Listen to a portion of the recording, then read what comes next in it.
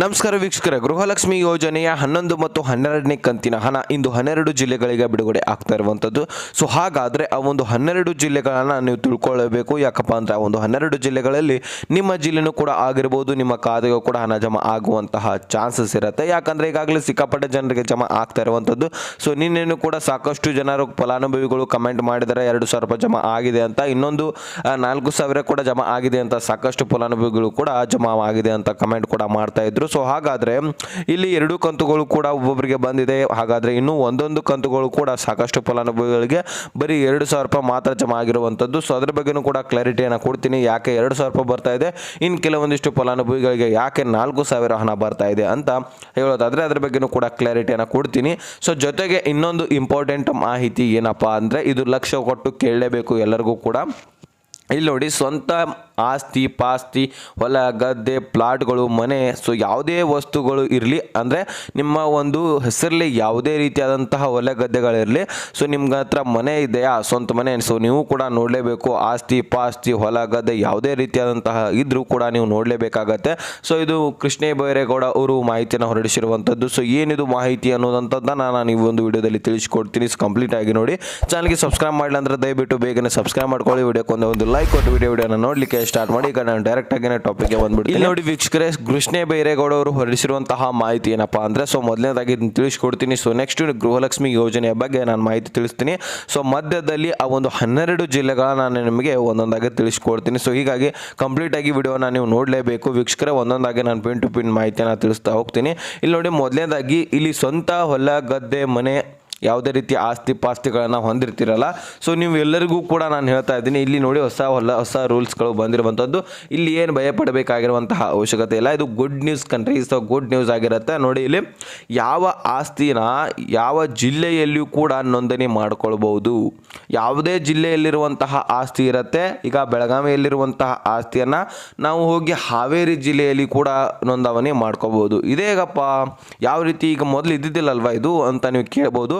ಅಂದರೆ ಕರ್ನಾಟಕ ರಾಜ್ಯದ ಯಾವುದೇ ಜಿಲ್ಲೆಯ ಆಸ್ತಿಯನ್ನು ಇನ್ನು ಯಾವುದೇ ಜಿಲ್ಲೆಯಲ್ಲಿ ಜನಸಂದಣಿ ಇಲ್ಲದಿರುವಂತಹ ಜಿಲ್ಲೆಗಳಲ್ಲಿ, ಅಂದರೆ ಸಬ್ ರಿಜಿಸ್ಟರ್ ಆಫೀಸ್ಗಳಲ್ಲಿ ಜನಸಂಖ್ಯೆ ಕಡಿಮೆ ಇರುತ್ತೆ. ರಿಜಿಸ್ಟರ್ ಮಾಡ್ಕೊಳ್ಳುವ ಒಂದು ಆಫೀಸ್ನಲ್ಲಿ ನೋಂದಾವಣಿ ಕಡಿಮೆ ಜನಸಂಖ್ಯೆ ಇರುತ್ತಲ್ಲ, ಸೊ ಅಲ್ಲಿ ಹೋಗಿ ನೀವು ಮಾಡಿಸ್ಕೋಬಹುದು ಅಂತ ಒಂದು ಹೊಸ ರೂಲ್ಸನ್ನು ತಂದಿರುವಂಥದ್ದು.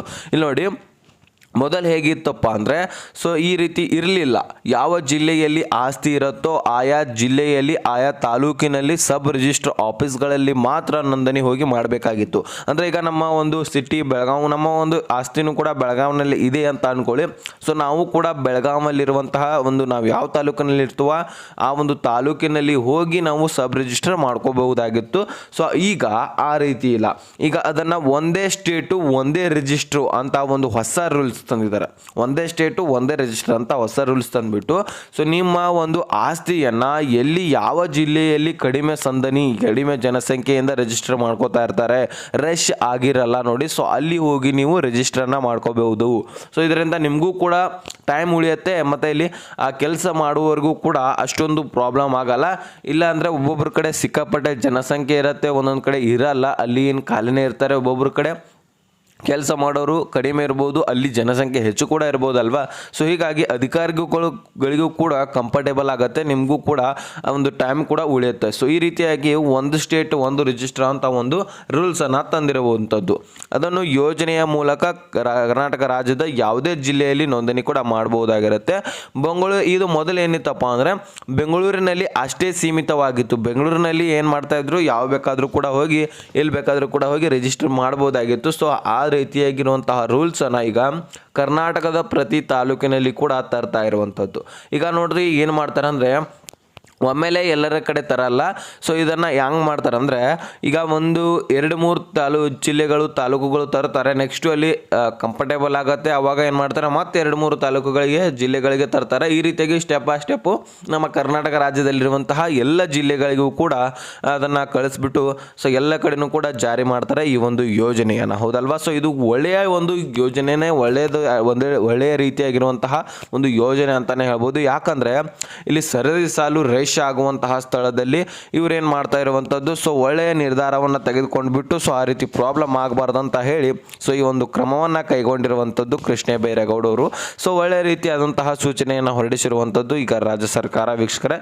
ಸೊ ಇದೆಲ್ಲರಿಗೂ ಕೂಡ ಹೆಲ್ಪ್ 100% ಆಗುತ್ತೆ. ಯಾಕಂದರೆ ಒಂದೊಂದು ಕಡೆ ಮಾಡ್ಲಿಕ್ಕೆ ಹೋದರೆ ರೇಷ್ ಆಗಿಬಿಟ್ಟಿರುತ್ತೆ. ಸೊ ಅರ್ಜೆಂಟ್ ಕೂಡ ಬೇಕಾಗಿರುತ್ತೆ ಒಬ್ಬೊಬ್ಬರಿಗೆ, ಹೌದಲ್ವಾ. ಸೊ ಅರ್ಜೆಂಟ್ ಕೂಡ ಬೇಕಾಗಿರುತ್ತೆ.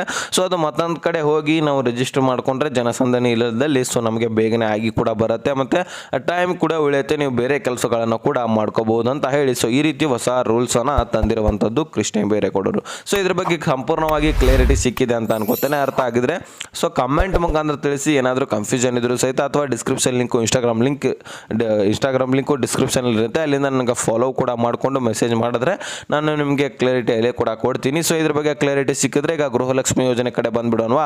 ಇಲ್ಲಿ ನೋಡಿ, ಗೃಹಲಕ್ಷ್ಮಿ ಯೋಜನೆಗೆ ಸಂಬಂಧಪಟ್ಟಂತೆ ಈಗಾಗಲೇ ಹಣ ಕೂಡ ರಿಲೀಸ್ ಆಗ್ತಾ ಇರುವಂಥದ್ದು. ನೀವು ನಂಬ್ತಿರೋ ಬಿಡ್ತಿರೋ ನಿಮಗೆ ಬಿಟ್ಟಿದ್ದು. ಬೇಕಾದರೆ ಹಿಂದಿನ ಕಮೆಂಟ್ಗಳನ್ನು ವಿಡಿಯೋಗಳ ಕಮೆಂಟನ್ನು ಚೆಕ್ ಮಾಡಿದ್ರೆ ಸೊ ನಿಮಗೆ 100% ನಂಬಿಕೆ ಬಂದೇ ಬರಬೇಕು ಕೂಡ. ಯಾಕಂದರೆ ಎಲ್ಲರಿಗೂ ಕೂಡ ಜಮಾ ಆಗ್ತಾ ಇರುವಂಥದ್ದು ಈಗಾಗಲೇ 2,000 ರೂಪಾಯಿ ಜಮಾ ಆಗ್ತಾ ಇದೆ, ಒಬ್ಬೊಬ್ಬರಿಗೆ 4,000 ಕೂಡ ಜಮಾ ಆಗಿದೆ, ಹೌದಲ್ವಾ. ಸೊ ಈಗ ನೀವು ನೋಡಿದಿರೋ ಬಿಟ್ಟಿದ್ರು ನೋಡಿ, ಒಂದ್ಸಾರಿ ಹಿಂದಿನ ಒಂದು ವಿಡಿಯೋಗಳ ಕಮೆಂಟನ್ನು ಚೆಕ್ ಮಾಡ್ಕೊಂಡು ನೋಡಿ. 2,000 ರೂಪಾಯಿ ಎಲ್ಲರ ಖಾತೆಗೆ ಜಮಾ ಆಗ್ತಾ ಇರುವಂಥದ್ದು. ಸೊ ನಿಮಗೆ ಇನ್ನೂ ಕೂಡ ಬಂದಿಲ್ಲ ಅಂದರೆ ಈ ಒಂದು 12 ಜಿಲ್ಲೆಗಳನ್ನು ತಿಳ್ಕೊಳ್ಳಿ. ಈ ಒಂದು 12 ಜಿಲ್ಲೆಗಳಲ್ಲಿ ನಿಮ್ಮ ಜಿಲ್ಲೆನೂ ಕೂಡ ಆಗಿದ್ರೆ ಸೊ ನಿಮ್ಮ ಖಾತೆಗೂ ಕೂಡ 100% ಬರುವಂತಹ ಚಾನ್ಸಸ್ ಇರುತ್ತೆ. ಯಾಕಂದರೆ ಸ್ವತಃ ಲಕ್ಷ್ಮೀ ಹೆಬ್ಬಾಳ್ಕರ್ ಮೇಡಮ್ ಅವರೇ ಹೇಳಿದಾರುವಂಥದ್ದು. ಸೊ ಇದುವರೆಗೂ ಕೂಡ ಸಣ್ಣ ಮಾಧ್ಯಮದ ಒಂದು ಸಭೆಯಲ್ಲಿ ಹೇಳ್ತಾ ಇದ್ರು. ಈಗ ಆದರೆ ದೊಡ್ಡದಾದಂತಹ ಸಭೆಯಲ್ಲಿ ಎಲ್ಲರ ಮುಂದೆನೂ ಕೂಡ ಈಗಾಗಲೇ ಹೇಳಿರುವಂಥದ್ದು. ಸೊ ನಾವು 100% ಈ ಒಂದು ಯೋಜನೆಯನ್ನು ನಿಲ್ಲಿಸಲ್ಲ, ಎಲ್ಲರ ಖಾತೆಗೂ ಕೂಡ ಹಣ ರಿಲೀಸ್ ಮಾಡ್ತಾ ಇದ್ದೀವಿ. ಸೊ ಕೆಲವು ತಾಂತ್ರಿಕ ದೋಷದಿಂದ ಹಣ ಹಾಕ್ಲಿಕ್ಕಾಗಿದ್ದಿಲ್ಲ, ಸೊ ಅದಕ್ಕೋಸ್ಕರ ಡಿಲೇ ಆಗಿದೆ. ಈಗೇನಿಲ್ಲ, ಎಲ್ಲರ ಖಾತೆಗೆ ಮಹಿಳೆಯರಿಗೋಸ್ಕರನೇ ಮಾಡಿರುವಂಥದ್ದು ಯೋಜನೆ.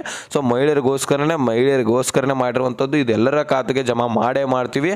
ಸೊ ಯಾವುದೇ ರೀತಿಯಾಗಿ ಈ ಒಂದು ಯೋಜನೆಗಳನ್ನು 5 ವರ್ಷಗಳ ಕಾಲನೂ ಕೂಡ ನಿಲ್ಲಿಸಲ್ಲ. ಮುಂದೆ ಏನಾದರೂ ನಮ್ಮ ಸರ್ಕಾರನೇ ಬತ್ತಂದರೆ ಮತ್ತೆ ಮುನ್ನಡೆಸ್ತೀವಿ ಅಂತ ಒಂದು ಮಾತನ್ನು ಕೊಟ್ಟಿರುವಂಥದ್ದು ಲಕ್ಷ್ಮೀ ಹೆಬ್ಬಾಳ್ಕರ್ ಮೇಡಮ್ ಅವರು. ಸೊ ನಾವು ನುಡಿದಂತೆ ನಡೆಯುವಂತಹ ಸರ್ಕಾರ ಯಾವುದಾದ್ರೂ ಇದ್ದರೆ ಅದು ಕಾಂಗ್ರೆಸ್ ಸರ್ಕಾರ ಅಂತ ಸ್ಪಷ್ಟನೆಯನ್ನು ಕೊಟ್ಟಿರುವಂಥದ್ದು ಲಕ್ಷ್ಮೀ ಹೆಬ್ಬಾಳ್ಕರ್ ಮೇಡಮ್ ಅವರು. ಸೊ ಹಾಗಾದರೆ ಈ ಒಂದು ಗೃಹಲಕ್ಷ್ಮಿ ಯೋಜನೆ ಎಲ್ಲರ ಖಾತೆಗೆ ಬರ್ತಾ ಇರುವಂಥದ್ದು ನಿಜ. ಆದಷ್ಟು ನೀವು ಕಮೆಂಟ್ಗಳನ್ನ ಚೆಕ್ ಮಾಡಿದ್ರೆ ನಿಮಗೆ ಕ್ಲಾರಿಟಿ ಸಿಗುತ್ತೆ. ಸೊ ಅಥವಾ ಈಗ ಮುಂದಿನ ಒಂದು ವಿಡಿಯೋ ನೋಡಿ ಸೊ ಮುಂದೆ ಅಪ್ಲೋಡ್ ಮಾಡ್ತಾ ಇದ್ದೀನಿ ಆ ಒಂದು ಕಮೆಂಟ್ಗಳ ಬಗ್ಗೆನೇ, ಮತ್ತು ಆ ಒಂದು ಏನು ಕ್ಲಾರಿಟಿ ಇದೆಲ್ಲ ಸೊ ಜನರಿಗೆ ಬರ್ತಾ ಇದೆ ಅನ್ನುವಂತಹ ಒಂದು ನಂಬಿಕೆಯನ್ನು ನಾನು ತೋರಿಸ್ತಾ ಇದ್ದೀನಿ. ಯಾಕಂದರೆ ಜನರೇ ಕಮೆಂಟ್ ಮಾಡ್ತಾ ಇರುವಂಥದ್ದು. ಸೊ ಜನರಿಗೆ ತೋರಿಸ್ಬಿಟ್ಟು ಸೊ ಅವ್ರಿಗೆ ಕ್ಲಾರಿಟಿಯನ್ನು ಕೊಡ್ತೀನಿ.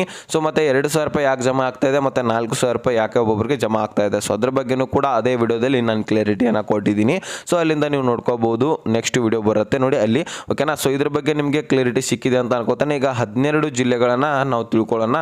ಸೊ ಇಲ್ಲಿ ನೋಡಿ ಯಾವ್ಯಾವ ಜಿಲ್ಲೆಗಳಿದಾವೆ ಅನ್ನೋದಾದರೆ ಇಲ್ಲಿ ನೋಡಿ, ಯಾದಗಿರಿ, ಉತ್ತರ ಕನ್ನಡ, ದಕ್ಷಿಣ ಕನ್ನಡ, ದಾವಣಗೆರೆ, ಉಡುಪಿ, ತುಮಕೂರು, ಚಿತ್ರದುರ್ಗ, ಚಿಕ್ಕಮಗಳೂರು, ಶಿವಮೊಗ್ಗ, ರಾಯಚೂರು, ಚಿಕ್ಕಬಳ್ಳಾಪುರ, ಚಾಮರಾಜನಗರ, ಮೈಸೂರು, ವಿಜಯಪುರ.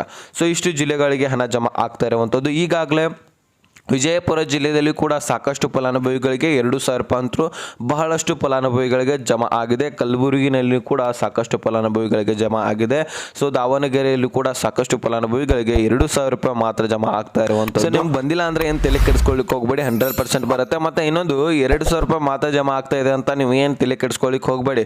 ಯಾಕಂದರೆ ಇಲ್ಲಿ ಕ್ಲಾರಿಟಿಯನ್ನು ಕೊಡ್ತೀನಿ ಕೇಳಿ. ಇಲ್ಲಿ ಗೃಹಲಕ್ಷ್ಮಿ ಯೋಜನೆಗೆ ಎಲಿಜಿಬಲ್ ಇದೀರಾ ಅನ್ನೋದೇ ಹೆಚ್ಚಿಂದು ಈಗ ಮುಖ್ಯವಾಗಿರುವಂಥದ್ದು ಅದೇ. ಈಗ ಯಾಕಪ್ಪ ಅಂದರೆ ಈಗ 4,000 ಜಮಾ ಆಗಲಿ ಅಂತ ಕುಂತ್ಕೊಳ್ಬೇಡಿ, 2,000 ರೂಪಾಯಿ ಜಮಾ ಆದರೂ ಆಗಲಿ ನಮಗೆ ಮೊದಲನೇದಾಗಿ, ಹೌದಲ್ವಾ. ಸೊ ಈಗ ಮೊದಲೇ 2-3 ತಿಂಗಳು ಡಿಲೇ ಮಾಡಿದ್ದಾರೆ, 2,000 ರೂಪಾಯಿ ಆದರೂ ಸಹಿತ ಜಮಾ ಆಗಲಿ ಅಂತ ನಾವು ಕಾಯ್ತಾ ಇರ್ತೀವಿ.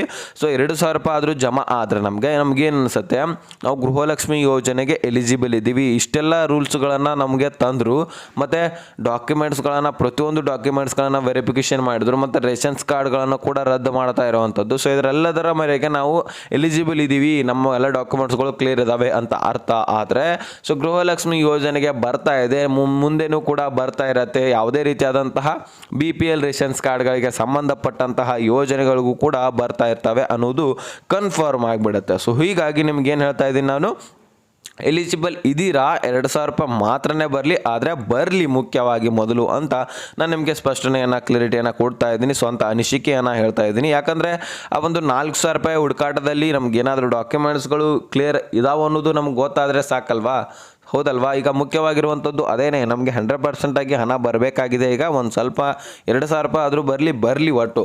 ನೆಕ್ಸ್ಟ್ ಮುಂದಿನ ಕಂತಾದರೂ ಬಂದೇ ಬರುತ್ತಲ್ವಾ. ಸೊ ಅದಕ್ಕೋಸ್ಕರ 2,000 ರೂಪಾಯಿ ಬಂದಿದ್ದರೆ ನಮಗೆ ಅಷ್ಟೇ ಸಾಕು ಅನ್ನುವಂಥವ್ರು ಕೂಡ ಭಾಳಷ್ಟು ಮಹಿಳೆಯರು ಕೂಡ ಇದ್ದಾರೆ. ಸೊ ಅದಕ್ಕೋಸ್ಕರ ಮೊದಲು 2,000 ರೂಪಾಯಿ ಮಾತ್ರ ಜಮಾ ಆಗಲಿ ಅಂತಾನೆ ನಾವು ಕೂಡ ಹೇಳ್ತಾ ಇರುವಂಥದ್ದು. ಸೊ ನೀವು 100% ಎಲಿಜಿಬಲ್ ಇದ್ದರೆ ಮುಂದೆ ಎಲ್ಲ ಖಾತೆ ಕಂತುಗಳು ಕೂಡ ನಿಮಗೆ ಜಮಾ ಆಗ್ತಾನೆ ಇರ್ತವೆ. ಓಕೆನಾ.